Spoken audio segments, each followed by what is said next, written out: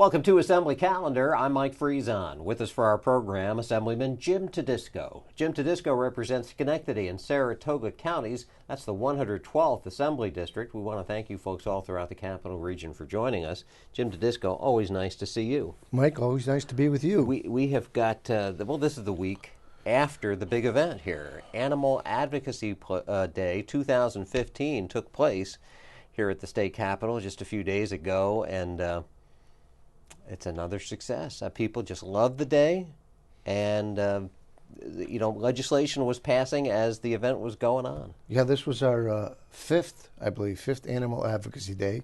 We made history 5 years ago when we developed this, and my colleagues, my members on both sides of the aisle, very much enjoy that day because all the warriors are on the same side that day. Those are animal advocacy warriors. Those are the people who not only have pets and love pets and know the unconditional love they give and know the service many of them provide and know the nexus between the abuse of animals, as we've talked about, bridge crime, where they go on to hurt people, Son of Sam, Bundy, all these serial murderers. But know we all have an obligation to be a voice for the entire family of New York State. And there are, as you could see from the crowd, it just keeps getting bigger and bigger every year.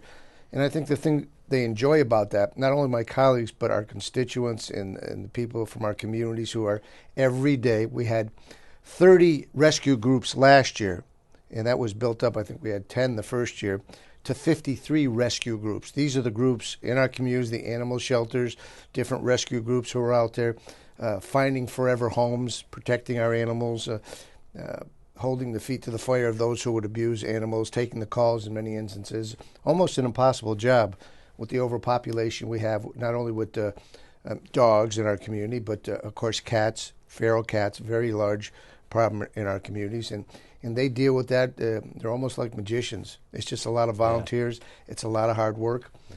But the reason why I think they enjoy it, we've had some setbacks this year in a lot of areas which have caused us to miss the opportunity to deal with a lot of important issues. But this is an important issue, and I think they understand we can walk and chew gum as elected officials. We can deal with senior citizens. We're doing a lot of work on Common Core to make sure Common Core, or whatever you want to call it, works in terms of the standards and the inappropriate testing. We're doing disability legislation. We're working on, hopefully, small business development to create jobs. So there's a lot of issues, but also this is an issue. It not only protects our companion pets and our animals, and really all animals. We had some kitties there. We had a parrot there. We had a small little horse there. It's all animals, really. And you've got to walk before you run. You've got to get your foot in the door, and I think we're doing that. You talked about an important bill, and that is the Beagle bill, which passed. They do a lot of scientific research on our animals. And a bill passed the Senate with my colleague, Phil Boyle, who's the co-chairman in the Senate with me in the Assembly, passed a bill that, that's another question. Should we be doing this much scientific evaluation with these animals and the way we treat them for that scientific evaluation? But again, a lot of these animals are healthy after those things take place. And instead of euthanize them, this bill said if they're healthy, and you can find individuals who want to adopt a beagle or any other animal that they're using, whether it be a rabbit or a kitten, this bill allows for that and puts forward some efforts to do that. So we put that out there to them after. There was a lot of excitement, and we had so many people this time. They were not only in the seats, but up on the stairway. Your buddy Steve Caparizzo there from Channel 10, who was always nice to come to these events for you, he was kind of kidding you about that. 5 years ago, it was like you and him and could have shot off a cannon and not hit anybody. But I think they see the nexus. And the other part of this, which I wanted to mention for our constituents and from our colleagues, it's the most nonpartisan day. Okay. We all realize this is the right thing to do. There are different ways to get there. We have this statewide registry or database to make sure individuals who abuse animals seriously and are convicted never own a pet again, because it's not a right, it's a privilege. And we're working on that instead of doing that individually by counties, because 3 or 4 counties have done that. But you know as well as I do, if Albany does it, then go to other counties in the capital region or across the state, purchase or adopt a pet, or go to a home that's had a litter of kittens and adopt those. And we don't want that to happen. So there are several bills and miles to go, but one step at a time, and we made a big step on that day. You talked about that in your remarks. Let's show some of the remarks. Let's show some of the fun parts. Let's show some of the animals that came to Animal Advocacy Day here at the state capitol. Then we'll be back to talk more with Jim Tedisco. Today, the legislature goes to the dogs. And I have to tell you, sitting out there are progressives, liberals, conservatives, Democrats, and Republicans, and standing up here, you'll see the same group of individuals. This is the most nonpartisan day in the New York State legislature where people come across party lines and work together. You know, 5 or 6 years ago, we wouldn't have had a day like this where we've moved from just being on the chairs to being up in the stairs. So that's how many people are here now. So we're moving forward in a positive way, which is great. And there's another bill. You've heard of some bills. It's a statewide registry bill of animal abusers who have been convicted. Owning and having a companion pet or an animal is not a right. It is a privilege. And when you abuse that privilege, no pet shop, no rescue group, no shelter, no home that has 8 litters of cats should be forced to sell or give an animal to someone who should never own a pet or have a pet again. And that registry statewide will do it. Still here on set with Jim Tedisco. We're looking at some of the other pictures and events. There's Grace. There's amazing Grace, Gracie the Corgi. That's Jim's dog right there. She's Mr. DeMille. She's waiting for a close-up.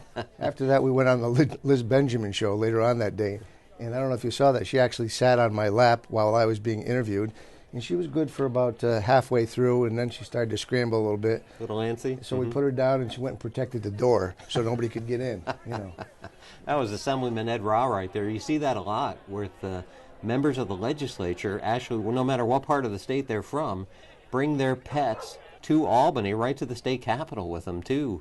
You know, what we're seeing there is one of the adoption groups, some of the therapy, the service dogs. Yeah, great service dogs. We had Sheriff Zerlo from Saratoga County with his canine units there in the German Shepherds, and 3 of his officers were there. And as you know, we passed Apes Law a couple years ago because of what happened in Herkimer County, where this man was just deranged, was shooting as many people as he possibly could. They still don't know the reason why. He was held up in a building.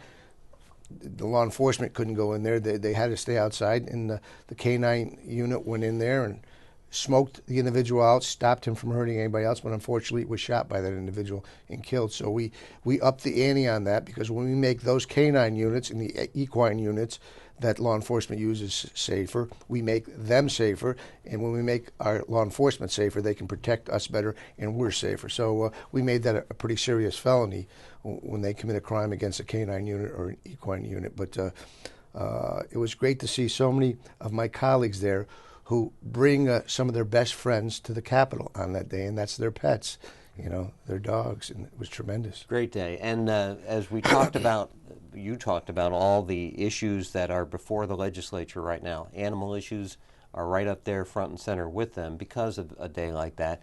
You also continue your efforts towards helping out families of missing people in New York State. This is something you've been working on for decades here at the state capitol.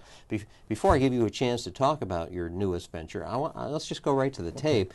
We're going to show some remarks made at a press conference about a week or two ago here at the state, in the Capital District region, where you talked about expanding what's known as your Coasters for Hope program. Yes. Let's take a look at that, and then we'll be back to finish up with Jim Tedisco. It's always difficult to talk about the subject, but it's something that has to be talked about and dealt with. And today we're announcing another part of another, what I would call a tool to try to get some significant feedback or information. And it only takes probably one little notice, one little situation, one little remembrance or reminder from some of these coasters that can help jog somebody's memory and maybe make the difference in the lives of that person and their family members. And that's what the hope is of this particular program and the second round of it. It's Coasters for Hope, Coasters for helping to find missing family members, or in this case we have some who are deceased, but we're looking for the perpetrator of that dastardly particular crime. And I always like to thank Doug and Mary Lyle, because They're kind of the parents and the leaders in New York State, really, I think to a great extent across this nation, in terms of helping family members and turning their personal tragedy, and I appreciate all the family members here, because they're turning their personal tragedy not only into something positive by supporting this program for their family and their lost loved ones, but for the other family members across the state. When there's an abduction or a missing person, it seems to get a lot of attention for a while, and then it dies down. And that's very difficult for the family members when it quiets down and there's no exposure to their missing person. So you keep covering the programs, you keep interacting with the family members, and they want to thank you. You know, what you saw there behind you on those easels were huge representations of coasters, and it's a simple premise. You take those coasters with the missing pictures of the missing persons on them, and you distribute them to bars and taverns and pubs, and just keep it in the mind's eye that these people are missing, and if anybody's seen them, we'd like to know about it. Absolutely. Another tool, Decrescente Distributors, large distributor in Saratoga County, provided the funding to get the coasters, interacted with the taverns and restaurants, close to 200 tavern and restaurants. You're going to go into the Capital Region now, sit down and get a glass of water. Doesn't have to be at the bar, a drink, but you know, all kinds of people go in there, family members, kids, into the small. It was at Ravenswood in Saratoga County that we had that, one of the taverns and restaurants there. Very good place. Good chicken wings, by the way. Good to know. You know, as chairman of the Task Force on Child Abduction and Missing Persons and Missing Children, one of the things in all the hearings we found out is, as I tried to mention, you got to keep that information out there through diverse ways, and this is one of those ways. And I got to thank Doug and Mary Lyle, who truly have turned their personal tragedy into something positive. And, of course, the taverns and restaurants. But on those coasters, you can report it anonymously. And it just takes one little tip. And these concepts started way back, you won't believe this, when Mario Cuomo, we talked about this before, was the governor. Because I had an idea to put the pictures of missing persons on throughaway toll tickets.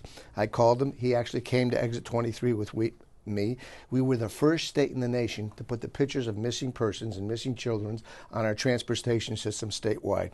And we found the first young lady that we put on in Buffalo a few weeks after. She was the first one put on, and he came to Exit 23. We got to the throughway toll booth, and we're actually handing out these pictures.